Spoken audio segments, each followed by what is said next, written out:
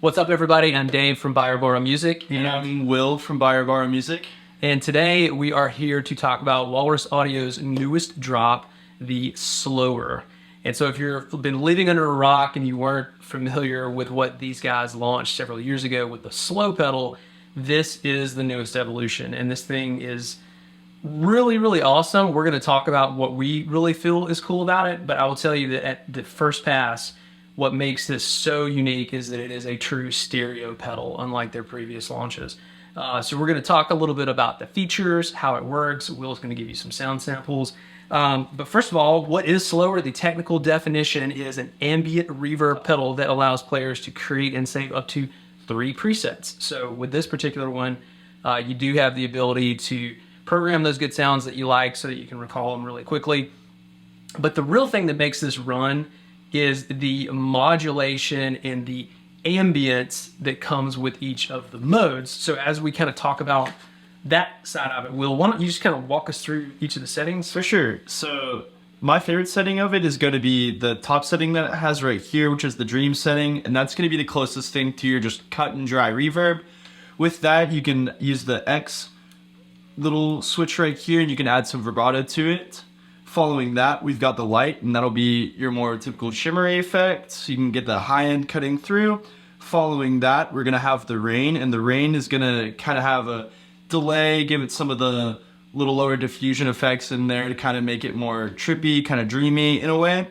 Following that, we've got the dark, and that, like the light, is going to just be the shimmer effect, but it's gonna be the lower octave this time. So it'll give it the quote-unquote nightmarish effect that they wanna offer. And then finally with that, we've got the rise, and this is just gonna be your very typical swell. What I like to do with that is turn the mix knob all the way up. And so when we use that swell, Yeah, let's dial it in. it'll just give us that real shizzy, creamy sound. It sounds fantastic. And using this thing in conjunction with something like a volume pedal is just going to be killer, especially if you're going for those ambient tones. And so, again, as Will talked about some of the controls here, we do have the stretch function now, which is changing the DSP, right? Yeah, that's going to affect the sample rate of the DSP chip. And so basically what that's going to do, it's going to add some articles to the reverb that you have. And so to basically put it in layman's terms, it's going to kind of give some more interesting effects to your reverb. So right now I've got the dream effect on, and so that's going to be a regular reverb. We're going to put that stretch up, and it gives it almost like a warbly, kind of grainy sound to the reverb. Yeah, and as you can see too, like you can adjust this in real time. If you're really into shoegaze and you want to kind of tweak the knobs as you go, you get those really kind of cool pitch shifting effects with it. But beyond that, you've got your basic filter to adjust the brightness or the darkness of the reverb. The depth is going to adjust, of course, the depth of the modulations. With that, this X switch as well is going to have different effects for each of the different settings. Like I mentioned earlier with the Dream on the top, that's going to affect the vibrato that's on there. Following that, the light, it's going to affect the brightness of the shimmer that's on there. With the rain, that's going to affect the amount of the diffusion that's on there. With the dark, it's going to affect the volume of the lower octave that's coming through. And then finally, on the rise, it's just going to affect the attack of the rise that's on there, just the speed of the swell. Yep. And by the way, if you can't remember all of that, because this is a pretty feature-packed pedal, it does come with a nice little handy card that kind of helps you understand what those switches or what those controls are affecting for each of the particular modes. So a little bit easier to get started. It took us a minute, right? To get used to it all. Took some time. It's like studying for school. Yeah, exactly. So the cool thing is you got a lot of options in this pedal. One of the other ones I really like too is where you're able to actually use the sustain mode. So were we doing that on the rise or the Dream? Yeah, so on the Dream it has this latch mode to where if you play it and you press the sustain button on there, it'll hold the reverb that you have. So right now I'm just going to play it regularly. And then you press the latch, nothing, it's just holding that reverb, and so you can just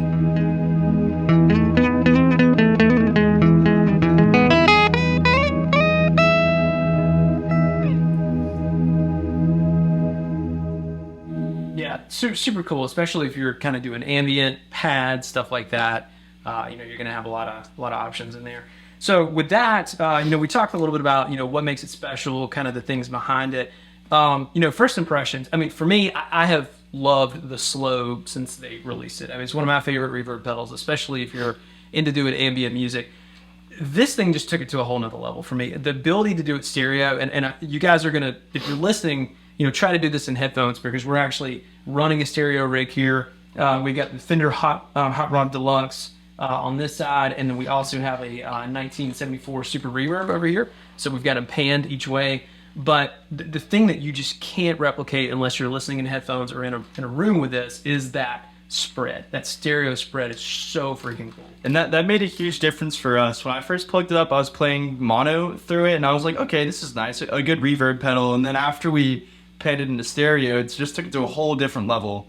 And as far as my first impression goes with this pedal, at first I was very overwhelmed just by the sheer amount of knobs and switches and bells and whistles on there. But after spending some time with it and really getting a solid understanding of it, which didn't take as long as I expected to, it just is amazing, just the options that you have on there. And I can see myself playing this pedal for a very long time, surely because of the different dynamics you can get, the different options that you have. It truly is a reverb for everything, I think. Yeah, well, and especially if you're going for those spacey tones. And so, let's talk about applications. And so one thing I want to kind of mention outside of the box, I mean, we always think about pedals in the context of like, hey, I'm going to put this in my guitar rig. This thing would make an incredible stereo out for recording as well. So if you're wanting to send a mix bus down, right? If you've got synthesizers, if you want to put something else in that stereo space with your reverb, this now gives you the option to do that. And with stereo in as well as stereo out, you're able to carry over, if you wanted to put it, as a mix bus out of Pro Tools or Logic or whatever you're doing. With your synthesizers, it could be really cool. Will, what's your take on it? Like, how would you put this in your rig? So I would probably put this towards the end of my rig, just because with the rain effect on there, with the diffusion, it's a little bit time-based, and so I'm definitely putting this towards the end of my rig, probably right after my fuzz and my overdrives. Yeah. So shoegazy kind of stuff is that? Oh yeah, definitely for the more shoegazy and ambient kind of slow core jams that I like to play on personally. Cool. Well, anyway, first impressions, just absolutely killer pedal. Walrus never disappoints from all the new releases they've got. If you're interested in checking this one out, it is now available on our site. So if you want to borrow it before you commit to buying, you can do that. And so this particular one starts out on our $29.99 a month plan, our Pro plan, which would get you access to borrow it all the way up to 6 months. And if you fall in love with it, you can buy it with one click. So definitely check it out. Any passing final thoughts on this guy?